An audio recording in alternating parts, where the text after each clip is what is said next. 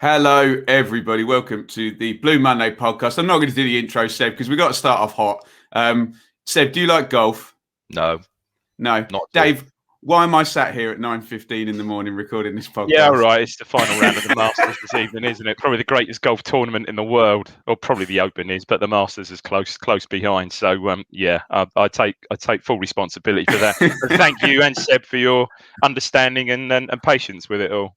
We're neither understanding nor patient about it. I know you're not. This has actually been quite funny, Dave, because I know nothing about golf, but through the years of the podcast, I can always remember this weekend. It's, Ben, I need to, I need to be out of here pretty soon. We've got to. Yeah, it is still I say the Open. It's still up there. You know, you have like the honorary starters. So it was Jack Nicklaus and Gary Player. They don't play in it. Obviously, they're in their 80s, but hit the first shots on Thursday morning. It's just and they still hit the ball at 80. They bloody well can. Gary Player is just absolutely incredible. I think Gary Player at like 82 still does something like 1,000 sit-ups a day or something. It's ridiculous, absolutely ridiculous. So Mick Jagger runs 8 miles per day or something ridiculous. And what it is, for a golfer, and there are one or two golfers in the like myself, Mike. I don't class himself as a golfer, but like golf, myself, Mikey, Rich, Joe, I think to a degree. It is the start of the golf season, really. So, nice. Yeah. We humour them. Seb, it's just you and me that don't watch it, isn't it? I think so. I think we're the odd ones out, aren't we? I mean, when Dave was talking there, all I could think of was the Alan Partridge shrug, because I've got no idea what he's talking about, and I have no idea. But smile and nod along, and yeah, they're our friends, Seb. We'll let them enjoy their golf. Quite old week then, guys, I guess. Just a big thumbs up to the pod team. Obviously, brilliant. Yeah, things broke, and as you can imagine, we try our best to be across it. I think we'd been ahead of this takeover reasonably well, and then it was just a case of right. Who's not at work? Can we get live, Dave? Can I give a shout out for Joe's wonderful bib as well? I think that needs to be mentioned, doesn't it? The bib's iconic, isn't it? It is. Yeah. It is now. It is now. And I thought the way he framed the picture of the bib hanging over the chair, that was a nice one. So, and then Richard has followed up with the interview with Nick Ames from The Guardian, which has been actually Richard's done 2 excellent interviews. It's great to get the journalist takes, because Seb, as much as we try and be balanced, it's hard to get out of the bubble sometimes, isn't it? Yeah, massively. It's always nice to hear outside influences. And what I always love is, both Nick and Jim White, they always say how respected Ipswich is, how loved Ipswich is. And it's absolutely great to hear. Obviously, we're all biased. We're fans from young, and we watch week in, week out. But when you hear these exterior guys saying what a great club it is, the attraction of it, it makes you feel so much better, doesn't it? So you will notice the only 2 people we haven't heard on the takeover are sat in front of me. Well, not in front of me, but on my screen. So, Dave, I think you can give a bit of a different angle, because you've got such a broad knowledge going back such a long time. Talk to me about this day in terms of the actual history of the club, big picture. Well, it's seismic, really, for the club, isn't it? I mean, I don't go back there still as far as some, but I suppose I do, because it was the Cobbold dynasty, wasn't it? It was. As soon as you say that, I think about GB on the Naked Football Show. Someone who goes back further than you. Yeah, well, yeah. There is someone, actually. I'm sure there's somebody out there even older than GB. I'm sure, but I mean, yeah, I'm sure there are. But yeah, it was the Cobbold dynasty, and then obviously it started. John Cobbold passed away early 80s, and then Patrick, his brother, who took over early 90s, and then obviously we have the David Sheepshanks era with still some Cobbold involvement on the board. I think Philip Hope Cobbold was still involved on the board. Then clearly needed new investment, and a new owner came along in Marcus Evans in 2007. And clearly, look, it just for one reason or another, and it's been well documented over the past few days, and certainly, I heard Rich talking about it on Radio Suffolk, and you guys have debated it. For one reason or another, it didn't really work. So the club was, really screaming out for new investment, new owners, and I suppose the story initially broke a month ago. Would it have been? It was post. I'm pretty sure it was pre-Cook being appointed. I think certainly. Well, we'll get to that. Certainly was. So the story originally broke about a month ago. And I think we all said at the time, and then it took a bit of Def Info Dave was keeping quiet then, Seb, wasn't he? A month I ago, was keeping right? quiet then. Well played. I wasn't gonna. Yeah. He didn't even go in our own WhatsApp group either, did he? Def No, I Info didn't. Dave. No. And then it cooled off. What, 2 weeks ago? It cooled off. I mean, obviously, then during the time, Lambert went, Cook was appointed, and we think, okay, this is all part of the bigger plan. And then it seemed to have taken a bit of a dive. What, 2 weeks ago was it? Just before I'm Easter? taking a dive. And then again, there was much speculation. I think over last weekend that yep, you see a few tweets coming out, and one or two things on social media that yes, it's going to happen this week. And sure enough, it was announced Wednesday morning. Not to 99.9% of everybody's surprise, but perhaps one or two internally within the club surprised. Stop it. It's a surprise. So yeah, much needed. Look, you've heard the guy that's particularly interested to see and hear Michael O'Leary's initial interview, which he came across, I thought, very well. Clearly respects the traditions of the club, understands the traditions of the club. So, exciting times ahead, I think.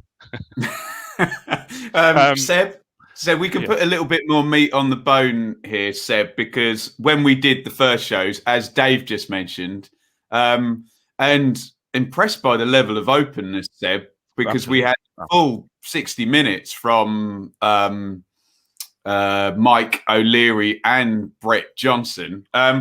Just take me through your reactions from it happening, and then put a little bit of extra meat on that chicken bone as you've gone through the next couple of days. Well, obviously, just the excitement, like everybody when the news broke. I was sat in work all day. I was single manning in my office, and I was just constantly pressing refresh and wanting to ignore everything coming in so I could follow it and watch the live stream, etc. So excitement is obviously the number one feeling when it broke. And then the more you would hear from them all, I'm very impressed with what O'Leary said. And then the hour-long press conference at night time, we've probably heard more from these two new guys in the space of an hour than we did in the first 10 years of Evans, 11 years of Evans.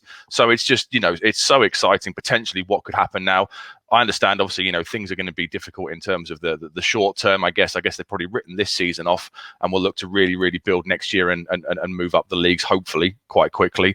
But overall, just really, really excited, and hopefully for the younger fans, it's a chance to really see something. Dave's obviously been through the two cup finals. You and me obviously have sat through the Burley years and watched us in the Premier League and stuff. But there is now a whole generation of Ipswich Town fans that was really, really starting to slip away. I think with Norwich up the road, going back up, and West Ham doing well, there was a real chance we would start to lose some of our local younger fan base. And now, hopefully, with these guys at the helm, we'll start to see some good times coming back to Portman Road. And what really excites me as well is their track record of, and I know that the three Lions have a really small stake in it, but their track record of what they've done with other clubs is really exciting. This isn't just a normal businessman coming in. Marcus Evans was a ticket merchant, etc. This is somebody who's got a proven track record of improving clubs, and if they can do half the things they've done with Phoenix and with Helsingør, they do over here, then I think we're in for a really, really exciting few years, hopefully. Dave, you're kind of uniquely poised out of all of us. You won't mind us saying you talk to these type of people for your work, don't you? Executives and directors and things that are they all that good at talking? Very convincing people, aren't they? No, really? I'd probably say not. No, I wouldn't say I really talk to that many people at that high level, for goodness sake. Right, okay. But no, I mean, I agree with Seb. I mean, what was really refreshing was just the general openness, particularly from both of them, from Brett Johnson and Michael O'Leary. Their openness was fantastic, and as Seb quite rightly said, that's more than we got from Evans for all of his tenure. And then when you did get it from Evans during his tenure, clearly it was, as we all know, it was quite heavily scripted. So look, you don't can't get me on that blooming flip chart again. No, I know. Negative comments against me on Twitter on that one. But so far, so good. Obviously, the next step now is the appointment of a CEO. I mean, it's all thought to be the guy from, I think, Mark Ashton from Bristol City is what is heavy speculation, and that I don't think has been confirmed yet. So that's the next step. but yeah, hopefully exciting times. And again, as Seb said, I often refer to my youngest Kieran, who he's 22. So yeah, he's known one half decent season, which is the 14-15 playoff season. So yeah, exciting times ahead for people like that. Because I use him as a prime example. He's as mad keen as I am, and his older brother is, but he was just beginning to lose interest as well. So yeah, hopefully this will rekindle that, and similar interest from others. Right, Seb, where are we with the Cull? Because we heard who were the players who weren't going to be offered contracts. It was Barry Cotter, and Cotter was paid up, wasn't he? And then since then, obviously, but there was one more before this latest four, wasn't there? I'm trying to remember because we spoke about it on the pod. But there's six. There's six now. Yeah, and there were rumours of Dylan Crow, but that's not been confirmed by the club yet. That's right. I don't think. Yeah. That was on social media saying he'd been paid off, but that's not been confirmed yet. So what's the latest this week, Seb? Lots of goalkeepers going out from discussions before we hit the red button. Yeah, so obviously the two keepers have moved on. Shibbeck and Wright have been released, and then we've looked at the two Browns, and Viral was the other one. Falami as well, who's spent the year down in Australia. They've all now been released, obviously. So the clear out has started. I guess we might probably, now the takeover is done, potentially see a couple of the first teamers maybe in the next few weeks, just before the end of the season, start to get the ones that aren't going to be the ones that aren't going to be kept on might start to get paid off early, I guess. Yeah. But it's a bit of a wait and see. The clear out has clearly started. Joe's said on this pod before, Kieran Dyer wants 10, 11 players next year, and we've got such a bloated squad, and there's a lot in that category of sort of early 20s who we tend to give a year to see if they'll make it the next year. Another one. That mentality, I guess, is now kind of, that's the end of that kind of era. I guess they're going to be a little bit more ruthless now. We're going to look to really trim things down and focus on a core of the squad. DD? Yeah, I mean, I'm a bit surprised. I think that Pichbeck may be the keeper. I mean, that perhaps indicates to me that they're happy with obviously Cornell and Holney. Perhaps a bit surprised at that. Not too surprised at the heavily tattooed Harry Wright. The other, I can't say I've seen much of Kai Brown. Obviously Ben Falami had that little run in the first team. Scored, did he, against Millwall? Was that Nogi? Or look quite good. Then again, unfortunate injury. So he's obviously spent time back in Australia. The one that does surprise me, I've only seen him a couple of times, and Joe is much more authority than me, is Zach Brown. I saw him play a couple of times, and he is lightning quick, absolutely lightning quick, and quite physical too. From what I saw, I really liked him. But again, maybe I haven't seen him for 18 months, so maybe he just hasn't kicked on from there. So. And I really can't say much about the French lad, but always unfortunate. But as Seb quite rightly said, the squad is massive, so there'll be more of this in the coming weeks, no doubt.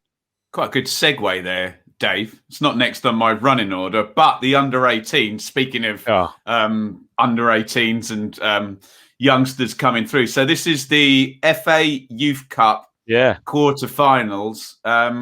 And a 1-0 win yesterday over Middlesbrough. And I think we'd all throw our hands up and defer to Joe on this, and we'll get him to speak about it next time he's on. He's not going to be on Tuesday either, so you might have to wait for Joe's views. I mean, by the time he speaks, you might be through the semi-final, because I think might have won it.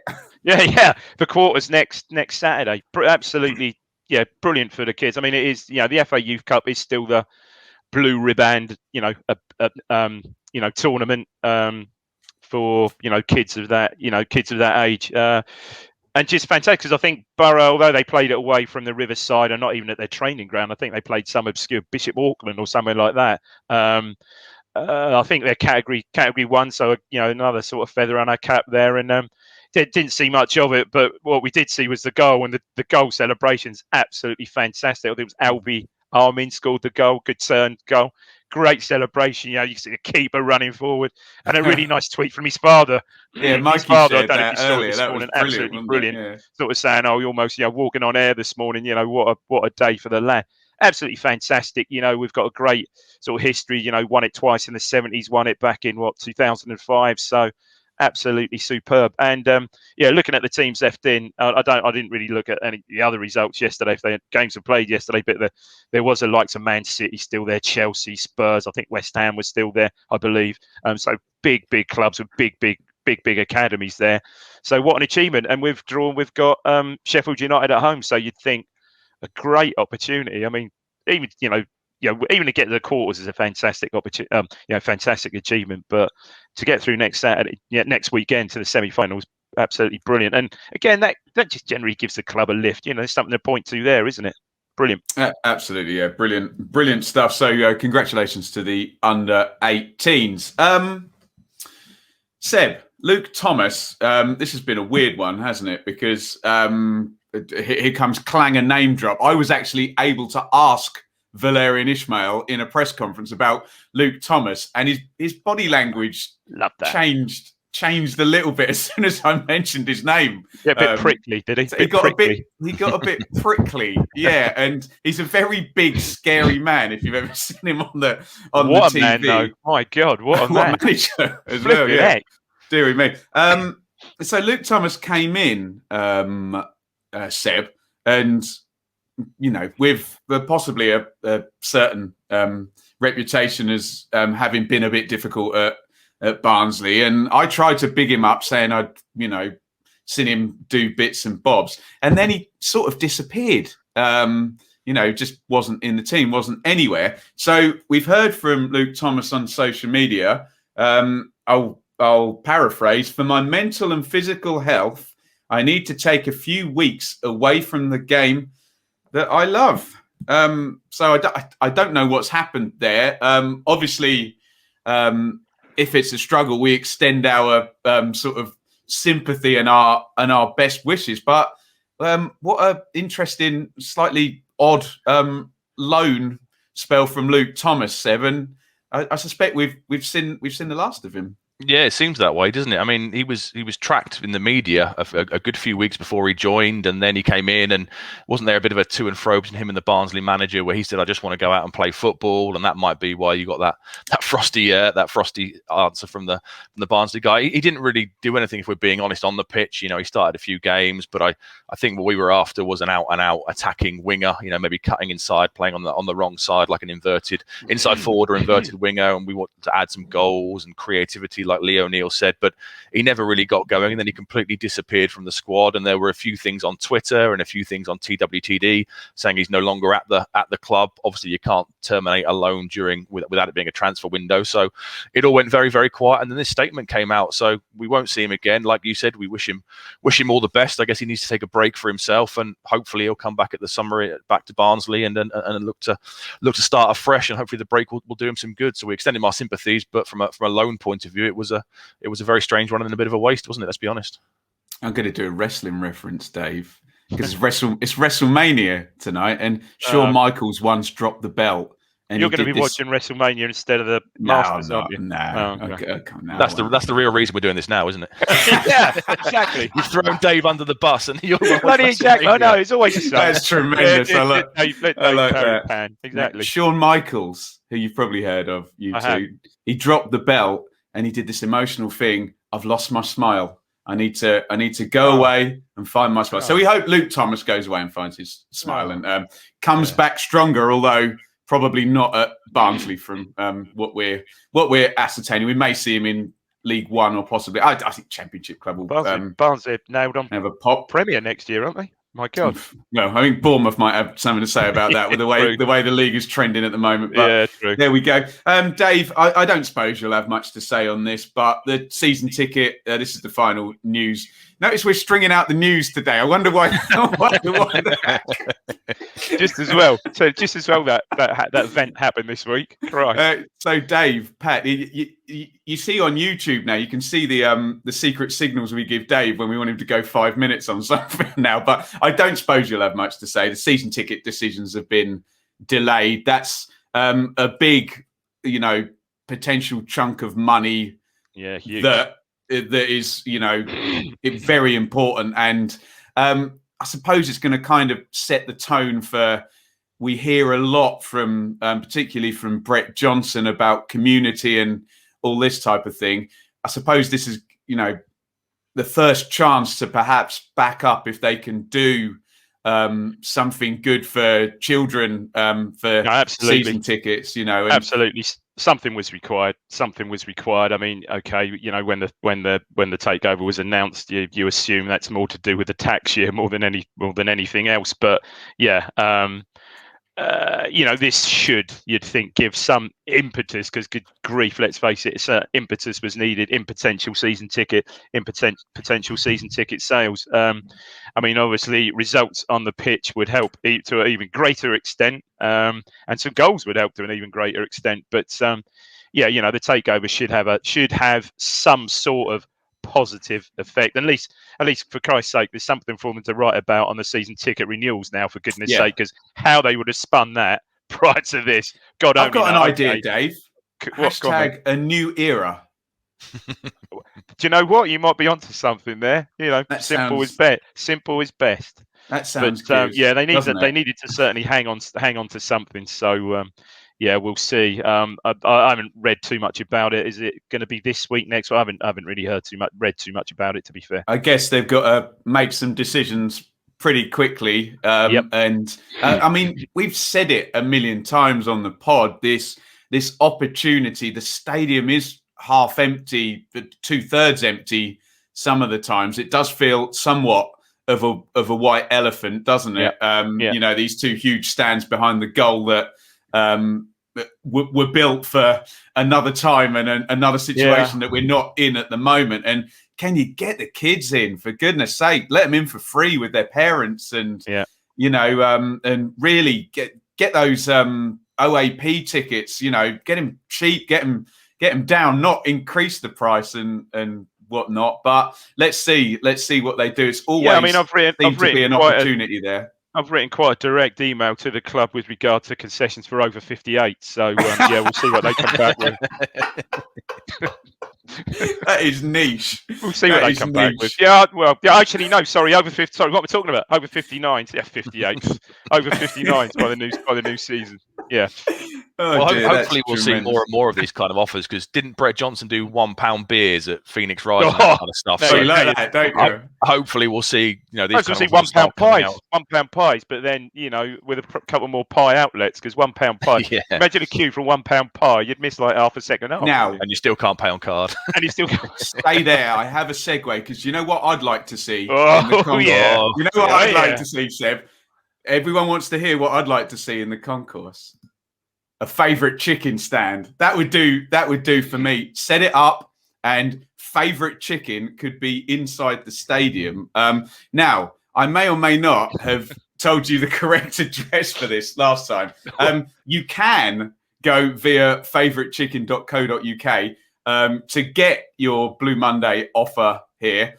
Remember, it's an American favourite, but we're okay with the American spellings of things now, so leave the U out. However, there is a specific URL to get to the Ipswich store, which is chicken-ipswich.co.uk. Why would you go there?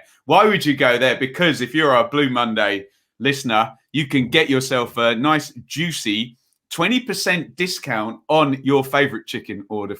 It's a delivery-only store in Ipswich. So go through the website at chicken-ipswich.co.uk, and when you go and check out, BM20 is the discount code. You can also go through favouritechicken.co.uk, but you must go down the store finder.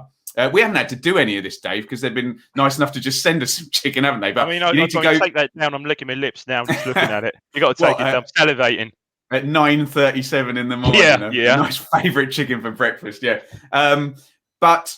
So store finder, store locator, and you must go to the Ipswich one, which will then redirect you. Dave and I have been lucky to have this lovely food, and they fed our families as well. Really? Yeah. Seb, you're up in the northwest. Are you excited to come to Ipswich and get your favourite chicken and use your Blue Monday BM20 discount code?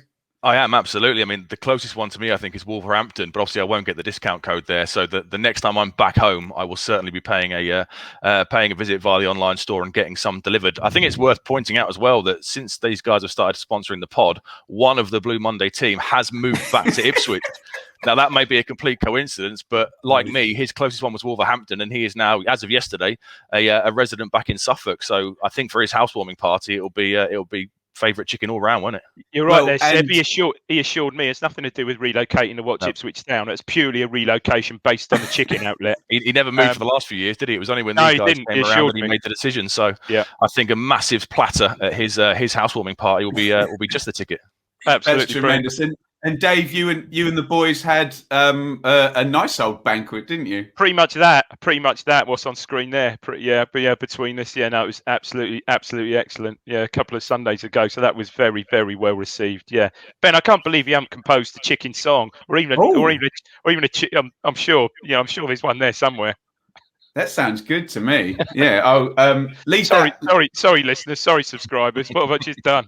Leave that with me. I'll work on that. So one more time, specifically for the Ipswich store, chicken-ipswich.co.uk, BM20 as your discount code.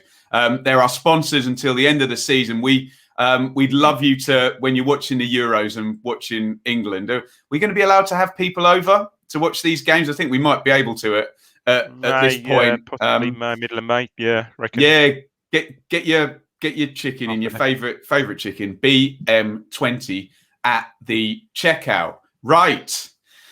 Are you ready to talk about another 0-0 draw? How many 0-0s is it now? Oh God, far too many. I mean, 3 of the last 5 alone are 0-0, aren't they? So all I can say is it's not a live stream. At least we've got more we can talk about in this kind of thing. Sometimes when it's me and Rich doing a live stream after a 0-0, we really struggle. You're really stringing it out, aren't you? Yeah, at least there's an extra person here, and we can hopefully get through it quite quickly. Well, it's just unfortunate because me and Ben are doing Tuesday after the 4-4 away draw at Wimbledon. So we'll get to bed about midnight. Jordan Spence making an amazing return to head the winner in the last seconds. Go. That Millwall game. It's one of the best games. Yeah, brilliant that was. Absolute carnage. This wasn't. So we'd hyped up MK as the statistical darlings of the division, and lots of drone footage of their beautiful training sessions, pinging the ball about, and then Joe said, "Yeah, but they don't score any goals, do they?"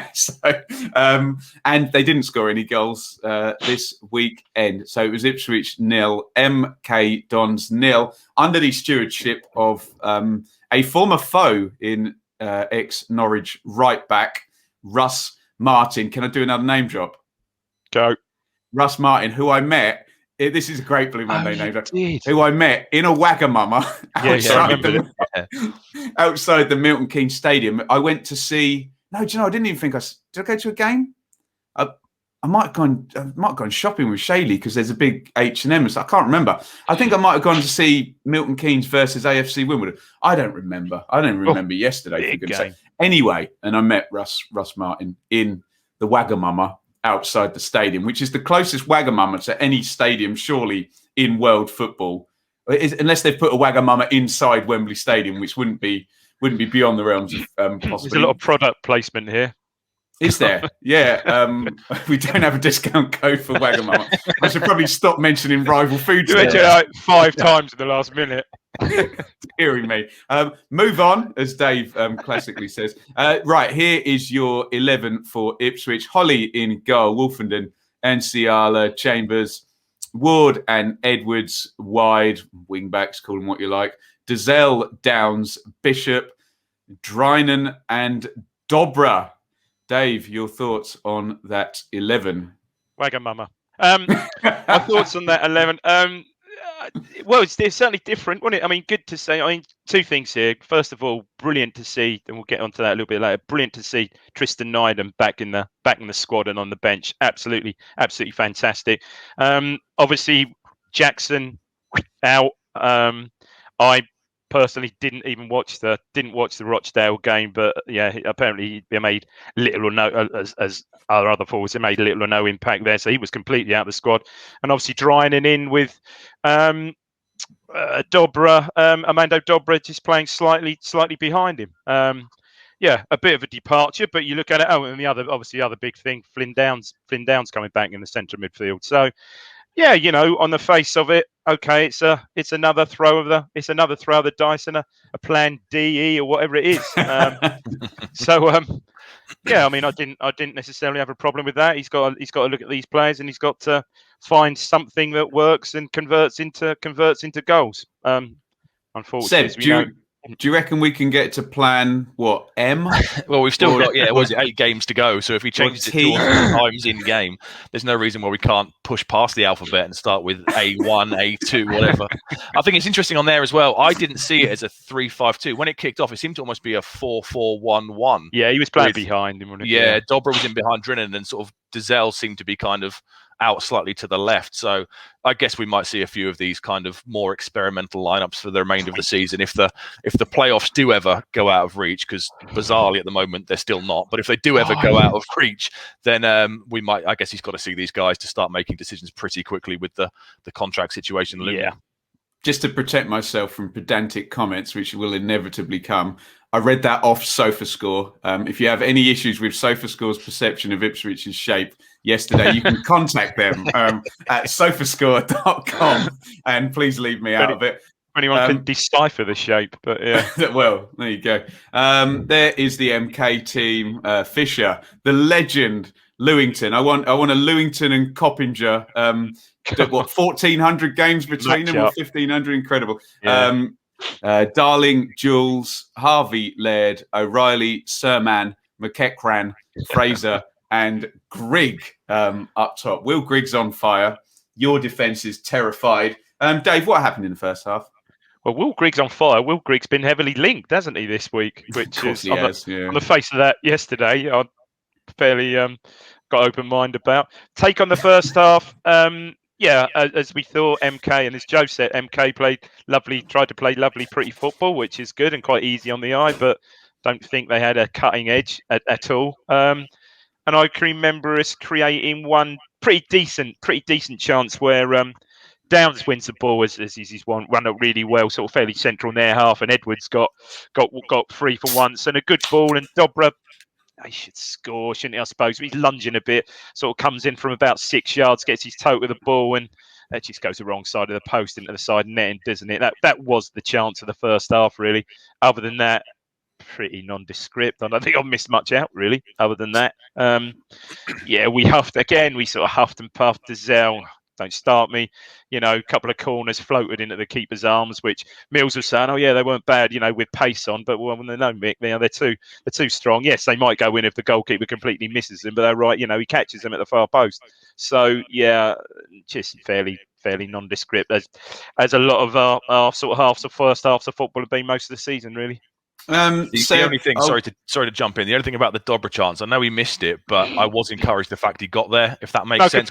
How many times have we seen in the last few weeks? If Drinnan holds the ball up in the channel, there is nobody in the box. The midfielders aren't making those runs. So I know he should have scored. He should have done better, but at least he was there. He's got that natural attacking instinct, hasn't he? Which so far hasn't been coached out of him playing. Yeah, he's not a natural goal scorer, a natural striker. And I thought he had a half decent game. He worked hard and he's always neat and tidy, isn't he? And you're right. I wasn't being overcritical for missing. He should score, but he's sort of on the lunge. He gets there. He's on the lunge, isn't he? A bit unlucky, I suppose you'd say, really. Yeah, but it's typical. It was the first time Edwards put a decent ball in, I think, all game. That was his one good delivery, wasn't it?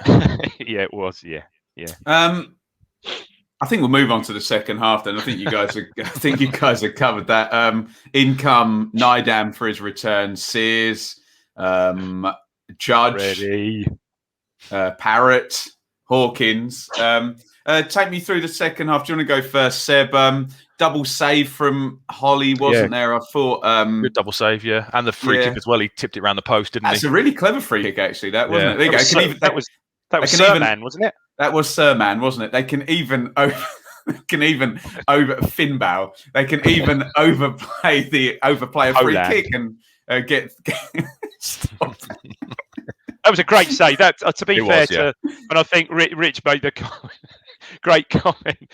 He said, "Yeah, good save." Sort of like Holy dives and makes a save, sort of klaxon. Yeah, it was a hell of a save, actually. It was, and they looked more like to score, didn't they? With that, with the double save and the free kick. At that point, they were the ones kind of knocking on the door, and we still had absolutely nothing about us up front. I think the EADD gave him man of the match yesterday. I think Holy. I think he deserves that. Yeah. Yeah, I Just saw close- Andy close Warren's post-match ratings, Seb, and I think he had Holy as his man of the match as Agree well. with that. Any hint that we were going to score in the second half, Seb? I didn't think so. I mean, he changed things up, didn't he? We saw Parrott come in and Judge, and I think we went to a 4-2-3-1. It looked like, with sort of Edwards on the right, Judge in the number 10, and somebody on the left. I've lost track of who came on and who went off. Hang on a minute. Now that is Plan A, isn't it? That is Plan A. So we've gone back from ED all the way back to A. Sorry, go on. I think Sears sort of went on the left, but then 5 minutes later he'd be up front with Drennan. So it was a bit of a mismatch of formations, but nothing really looked like happening. No matter who the personnel were, no matter how the formation changed, I didn't think anything like happening apart from the Sears chance, which I guess we'll discuss in a minute. Yeah, I think what was nothing else happened. What was interesting, he pulled off the central midfield too, didn't he? So Dazelle and Bishop got pulled off, and then good to see Nydam, and Nydam and Judge came on, and we showed a little bit more. Yeah, Nydam was a bit neat and tidy. I think he offers you a bit more. I think Dazelle just needs. I know he's played pretty much every game, as it's seven games to go. Wouldn't be surprised if he didn't start on Tuesday. If Cook wants, Dave, if Cook wants to play 4-2-3-1, then probably Downs and Nydam are a better two, aren't they? Because you've got the box to box, the energy, and the kind of tenacity amongst them, rather than, I guess, Dazelle and Bishop. Totally agree. And Bishop really didn't show yesterday. Again, what you're looking for is Bishop is getting that ball, committing defenders, driving on. He just didn't see. Maybe he just didn't have the opportunity yesterday. But I mean, I think looking at the stats, incredible. You think we only had which again we half expect. I think we only had 34% possession yesterday.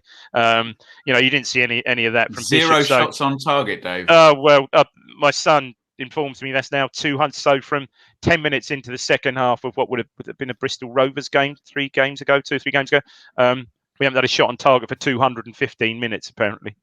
Shocking, isn't it? Shocking. There was that one in the second half, wasn't there? Sears took the touch and should have got the shot off earlier, but obviously didn't. And then he's got the one where he kind of chips it wide, and that one was a chance. That one for me was the chance of the game. More so, I think, than the Dobra one, because of Sears' experience and being a striker and where he was. That was the one for me. He should have done. Sears was weird yesterday. So Sears came on, you think, meh, okay. Apart, when he has come on, bless, all love him, hard working, but just hasn't. Well, he obviously injured out for that period. It just hasn't happened for him since he has been back. He had that first chance where get a shot, when he just lost control of the ball. And then he had a great effort where the ball came to him, one touch, bang, just wide. Really good. He think, oh hello. And then, with the chance, and again, we weren't really going to create anything. I think it was a hoof from Wolfenden, wasn't it? Well, not a hoof, ball down the line. Defender got caught underneath it. Keeper's coming out, and he's, the ball's just bouncing perfectly. And he's tried to. It's a hard. Well, he still should score. He's tried to sort of side foot, lift it over the keeper instead of getting his laces on it and he just puts it wide. That's such a good chance, wasn't it? Such a good chance.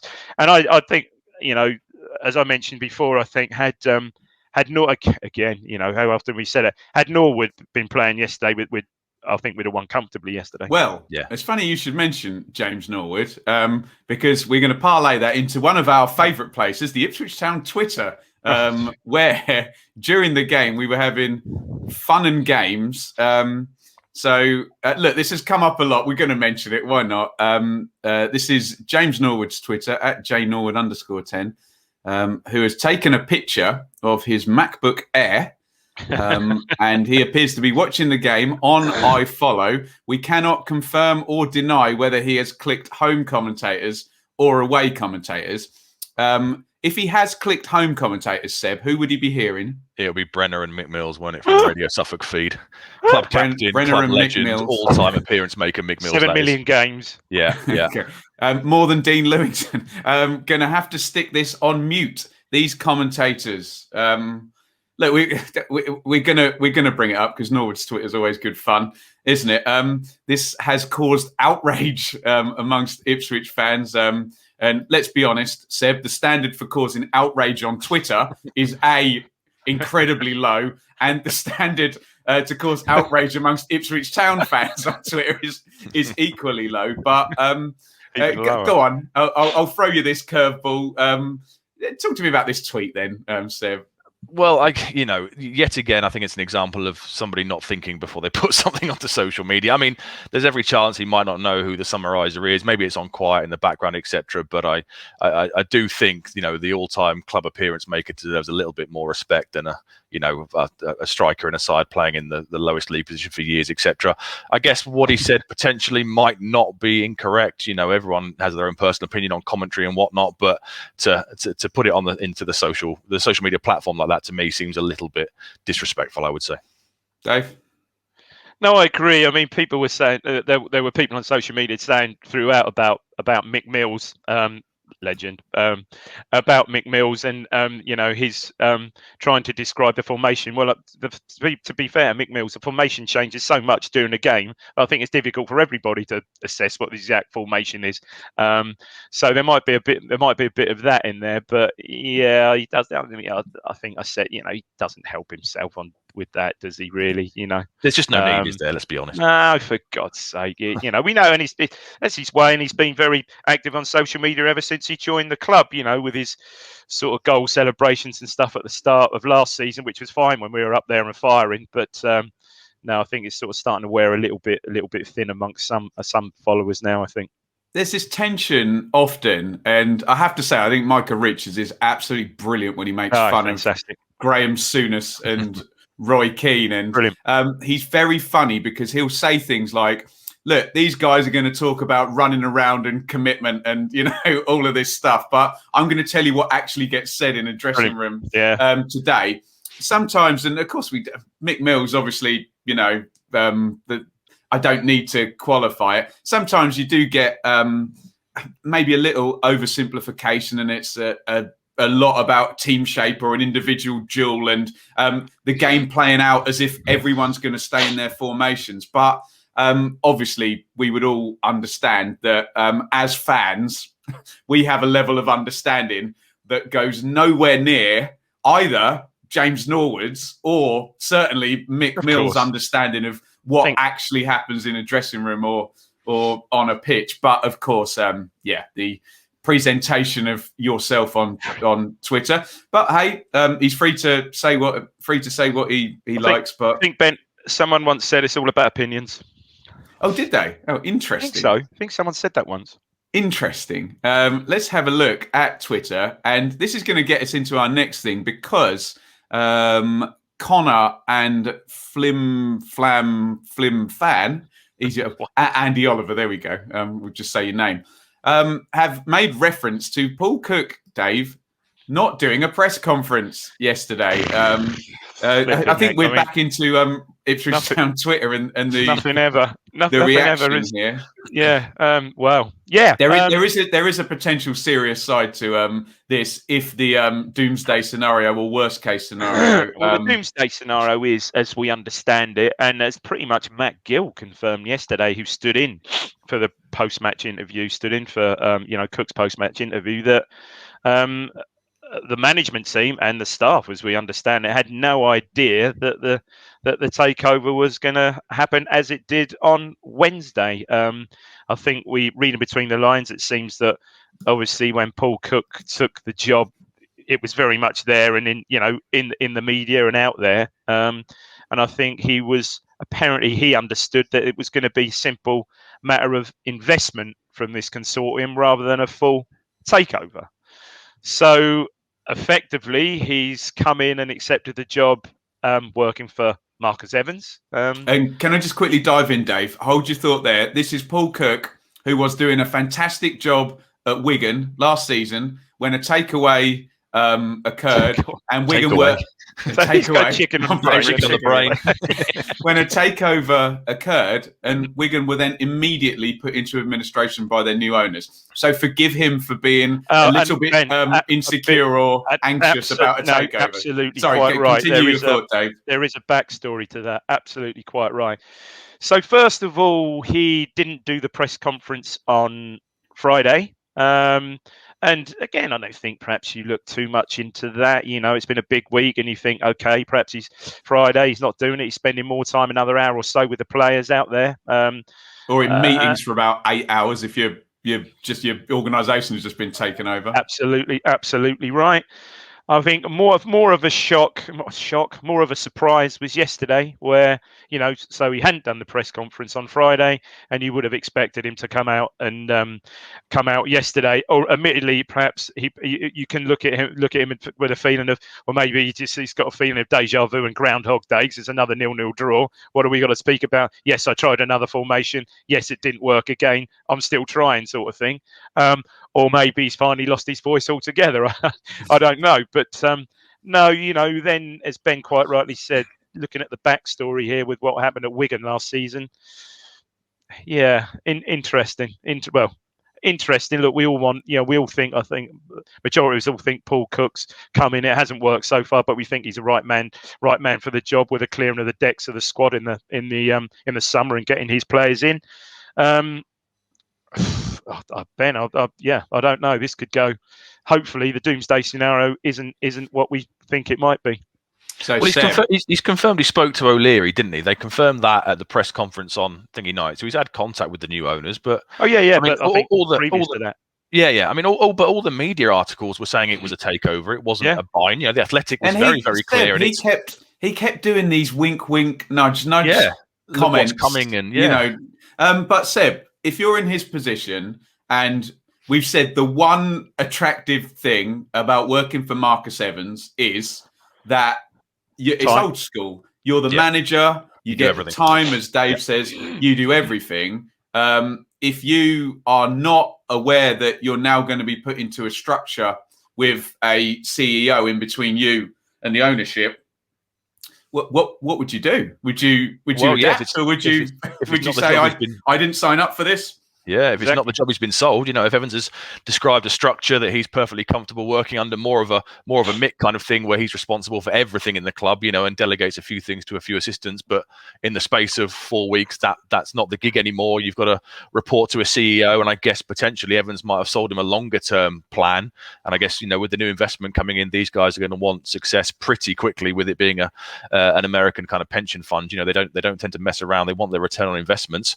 Maybe he's thinking that's not the gig I've signed up for, which is very strange. I mean, I appreciate in a world of NDAs and stuff, that certain things can't be said, but I can't imagine a world where Evans would, not reveal something and then let it go through with a risk like this. It seems a very strange situation. And also, didn't Cook turn down the Bristol City job? We don't know.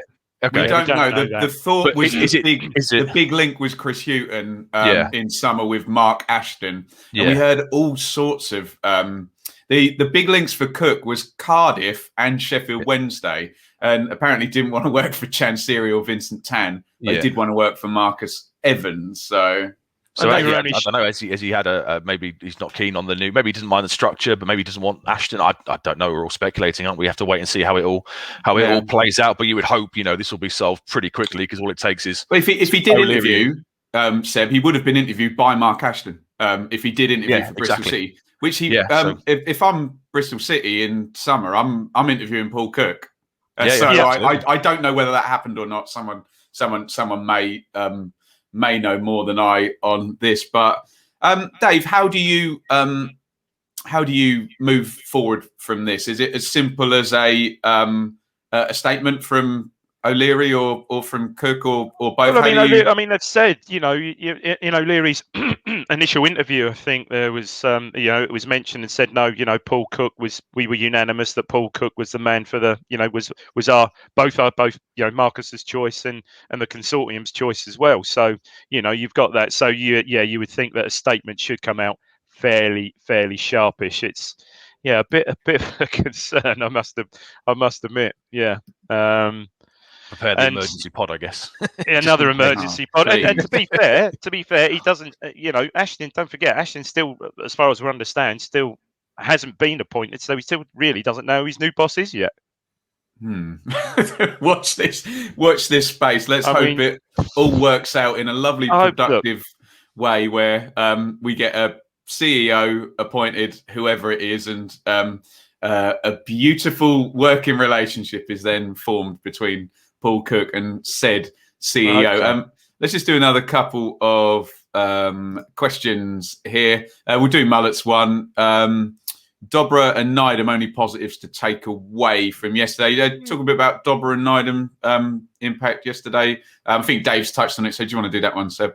Yeah. Like I say, Dobra was the surprise, I guess, from the lineup, and I thought he did well. He missed the chance in the first half, but he is an exciting talent, big move, big links in the past with Brighton and stuff. Moved away, so he's clearly highly rated. So I've got no issue with him being in the side because he can provide that potential spark. And really great to see Nydam back. I was at the Notts County pre-season friendly where he got injured, and it was a horrible injury. And even the year before that, he kind of lost. He went on loan up in Scotland, didn't he, under Hurst, and didn't get any game time. So he's basically almost lost 3 years now of his career. So really great to see him back. I thought he did really well, and wasn't Lambert almost training him up to become a left back in the pre-season when he got injured? So potentially, maybe he could start to. We were at that game, Seb, weren't we? Yeah. It was a horrible injury, wasn't it? So absolutely delighted for him. He must have put in so much work, and a real credit and a testament to him to come back. And he did well, and I wouldn't be surprised if he gets a couple of starts before the end of the season. Sorry, go on, Dave. Go on. No, he was always, as I said before, he was always well thought of by Dyer. Dyer always thought he was the one, wasn't he? Obviously that injury at such a young age is setting back. But yeah, I think Seb's right. It says a lot about his mental strength and fortitude to get him back to where he is. At least get him back to the first team. Yeah. We got a question from Chris, East London Tractor Boy, but I'm not going to read it because I think there's something far more useful I can do if I've got the right person. Yes, I have. So I'm sure a lot of you Ipswich fans will have seen this. So Chris obviously had some awful news back in 2012, losing a very young son. And he's going to be doing the London Marathon. So it's probably far more worthwhile me reading that out. I know we've shared it on the pod or through the Twitter before, but there is his Twitter at LUDA at Luda Chris Wade, and you can sponsor him via uk.virginmoneygiving.com/Tyler_10 years. I don't think we can do too much more than give that a plug, and obviously I'm finding it quite difficult to talk about, as you can hear. Good luck, Chris. Good luck, mate. It's coming up soon, isn't it? It's end of the month. Is it London Marathon usually? Normally, yeah. Towards the end of April, isn't it? I guess, and not in a normal. Oh yeah, a normal year. I assume it is, but yeah, great. Good luck with all that. Brilliant. Absolutely. Yeah. What is normal? Right, I'm back. I'm okay. I hope we've done a good plug there. And let's have a little look at the league table. Joy of all joys, if I can press the correct button. So after yesterday, by the way, sorry, thank you for all the questions that came in yesterday at Blue Monday, ITFC, as ever. So ridiculously, and we've said maddeningly in many ways, because it's the hope that kills you, isn't it? Ipswich are still in with a chance of the playoffs here. 8th position, 60 points. 4 unbeaten if my glass is incredibly half full with 3 0-0 draws in there. I think Joe sarcastically tweeted, well, the defence is playing well, aren't they? But Charlton had a great win yesterday, didn't they? At Sunderland. Lincoln continue to stink the place out. I'm sure Oxford's absolute decimation of Crewe didn't go unnoticed yesterday as they slide into 59 points. Pompey lost at home to Burton. New manager bounce, new manager schmounce. Blackpool, that was a big game at the top. Was it Blackpool and Lincoln? They drew, didn't they? 2-2. Yeah, they played each other. And obviously Sunderland, Peterborough and Hull are away with the fairies miles ahead of us. So it's just so odd, Dave, that they're still in with a chance. Low tide doesn't even begin to describe the total that 6th place might have this season to get in the playoffs. It's such a crap division, isn't it? I mean, it just sums it up. I mean, look at the run of form Lincoln have been on, for Christ's sake. I mean, look at it. They're still there. Burton, Pompey, 4 wins on the spin under the Cowleys. And, okay, Burton, who had been, I think the guy on the Quest said last night, he said something like, unbelievable, 35 points out of 51 since Hasselbank's been back. Unbelievable stuff. We are still there, and it's just so few. A goal against Rochdale, a goal yesterday, 64 points. You're in. You're in and rolling.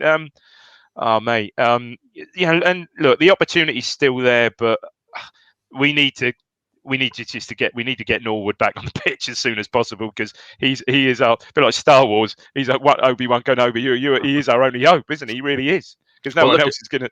If you look at the goals there, the tally, only if you look down that list, only Bristol Rovers and Northampton have scored less goals than us in the entire league. We say 3 points, but again, if it's that tight, it's an extra point, isn't it? 3 goal difference of 3. Fair comment. Lincoln City up, it's 15. Portsmouth, Pompey 15. Blackpool 17, 29. Okay, 32 and 39. Peterborough and Hull. But and even at the Oxford game, it's that tight. 6 goals yesterday. That didn't do us any favours. They're now on 11, so 8 better than us. So it's 4 points really, isn't it? It's blimey. We're just letting this slip through our fingers, and it's so frustrating. It's just there, isn't it? If we want it and we were half competent, it is there to be taken. We just can't seem to get ourselves over the line. It's crazy that it's still in touch despite us being so poor. I suppose there is talk again. I think Gil was asked yesterday about the availability of Norwood and potentially I will throw that in, Vincent Young for Tuesday, and he didn't dismiss that, did he? But yeah, it's frustrating, incredibly frustrating. I always, when I'm looking at league tables, guys, and you see a situation like this, I always think, where's the gap going to be? Because you look at this, and there'll always be, before the end of the season, someone, it may be one team, it may be 2 or 3 teams, will win some games and move up. And somewhere in there, unless you get, look at the championship table in 2012-13, when Peterborough got relegated with 51 points and Cardiff won the whole league with 87, and the whole thing's like that. There'll always be a gap, and it's just, are you on the right side of the gap? 3 or 4 point gap and we don't know whether it will be between 5th and 6th, which we kind of hope, because that would facilitate the low total, or whether the tide will rise together and someone will get. But at the moment, the idea of 4 teams getting above 75 in the playoffs seems far-fetched, doesn't it? Looking at it, Ben, this week will sort us out. Perhaps we say that every week, but away game at Wimbledon, they just knocked in 5 yesterday. They're on a bit of a roll, and then the game is obviously Charlton next Saturday, isn't it? You go there, you don't get anything from the Wimbledon game. I'm not sure if Charlton are playing midweek, but you lose at Charlton, and mathematically it won't, but momentum-wise and everything else, it will be over, won't it? But I think if it goes to 6 or 7 point drift, then this is Ipswich, but don't you? If you did get your 4 points, if you beat Wimbledon and drew at Charlton, you're still going to be there. You're going to be there on the cusp of it again. 64 with 5 games to go, and then you're like, okay, can you get 8 points from the last games? And then you're over 70 and you're in with a chance. This is the ridiculous thing. We get to this point in the podcast, and it's like, look, can we either be in the playoffs or be miles away from it? and does history tell us, Ben? Maybe we didn't have much momentum going in 14-15, but every other season we've been in the playoffs, we've actually been ripping it up and on a roll, haven't we? Dave, pretty much. History tells us that season was a ridiculous high tide, because Wolves got 77 or something and didn't get in. So that was the hardest season points-wise. Yeah, it was. I know there were some whipping boys down at the bottom. That was the hardest season points-wise to get in there. So we do lose a bit of momentum.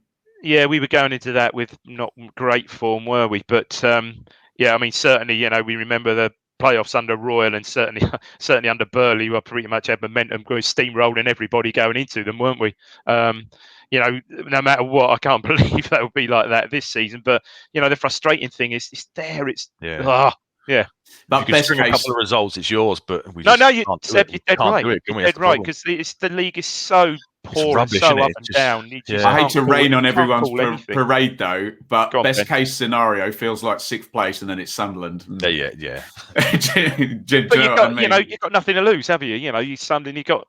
And a spirited playoff loss. I'm not saying it would be, but across the legs, a spirited playoff loss going into the summer is a real big lift for everybody, isn't it? Rather than finish 7th and it kind of peters out, finish 6th, draw at Portman Road, lose by 1 goal at the stadium, and like whatever. We've got a bit of fight and a bit of character, and a bit of show. Suddenly, season tickets might shoot up. People might want to come and join us. I think it would make a real difference. I don't think we'd win in the playoffs if we got in at all. I think we'd be a bit of cannon fodder almost, but it could be such a lift if we can give a half decent account of ourselves. I mean, looking at those stats there, I mean, the league, Blackpool, I mean, I know, since the new year, they've been ripping it up, but they've only conceded 35 goals. 6 of those were against us. Yeah. None of them wanted Grayson as well, did they? I know. There we go. Right, boys, brilliant stuff. We're coming up for the hour, so we will wrap up there. Right, we've got so much stuff to plug. It's ridiculous now, so bear with us. chicken-ipswich.co.uk is your favourite chicken. BM20 is your discount code. You can support the podcast via the Acast support facility. Download the Acast app. Listen to us on Acast. Nice and clean user interface. I'm not just saying that because we're on their service, but really, really good. And if you strike that support button, you can donate to the pod and support our work. This podcast will always be free, but we do incur a fair few costs for equipment, and now we do it live. We need the software or the subscription to do this. So your support is greatly, greatly appreciated. You can also support over on YouTube at the Blue Monday YouTube channel via Super Chat. Again, that is absolutely free over there. Go and hit subscribe, ring the bell for notifications. If you want to see our live streams, you have to be on either YouTube or on Twitter at Blue Monday ITFC. We do put them down Facebook as well. You can go down our Facebook, but most people tend to do Twitter or YouTube for those. So do get involved. And Dave, you'll be back with me on Tuesday night. Old school. After Tuesday. the Wimbledon game, which is a 6:30 kickoff. So around 8:30, we'll try and get on as soon as the final whistle goes. And lots of content this weekend and this past week. And I can barely remember all of what we've done. So there was the Rochdale pod last week. There was the live reaction to the takeover with myself and Joe and Craig. Richard's talk with Nick Ames from The Guardian, and now this podcast as well. So look, we know there's a lot out there, and we really, really appreciate your support. There's about 3 hours of content of ours certainly can listen Ben, to. Looking at other potential exciting stuff in the offing as well. Nice. I'm sure you'll tell me about that when we end this call. Sounds good, Dave. Seb, plug your Twitter and what you've got going on. Just at BrownS08. That's it. Great stuff. Dave? At David Diamond 3. Before you say it, I very rarely tweet anything, but that's my Twitter address. Unbelievable. You can follow me at Benjamin Bloom. I tweet lots of stuff, but I'm quite annoying. So you probably follow me and then either follow and mute because you don't want to upset me, or then just unfollow. You know, I don't want to hear from this guy. What am I getting out of this? You can also subscribe to my own personal YouTube channel, which is the Benjamin Bloom Football Channel, which talks about something far and wild and far away, the Championship, which hopefully we'll be back in one day. Yeah, the fabled land. I don't know if it warrants a crap this week, does it, Dave? No, I don't think it does. No, Ben, no. I feel in an anti-crap mood this week. Okay. What are you going to say then? Favourite chicken? All right, then. I should have been ready to hit the button. Thank you, everybody, for listening. We'll see you next time. Thanks for watching or listening to the Blue Monday podcast. And thanks to those of you who have kindly supported the channel via Acast or YouTube donations. You can follow us at the usual places on social media, and don't forget to subscribe so that you get our new shows first.